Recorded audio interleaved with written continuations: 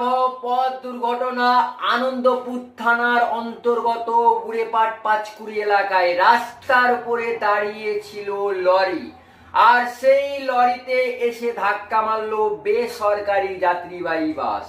চন্দ্রখানা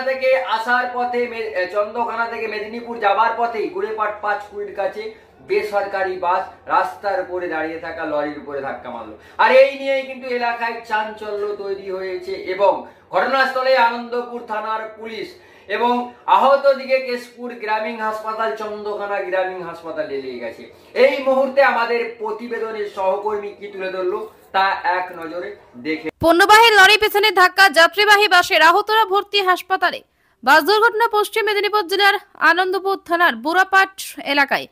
রাস্তার উপর দাঁড়িয়ে থাকা পণ্যবাহী লরিতে ধাক্কা দিল যাত্রীবাহী বাস। পুলিশ সূত্রে জানা গিয়েছে, শনিবার ভোরবেলা চন্দ্রকোনা টাউন থেকে মেদিনীপুরের দিকে যাচ্ছিল যাত্রীবাহী বাসটি।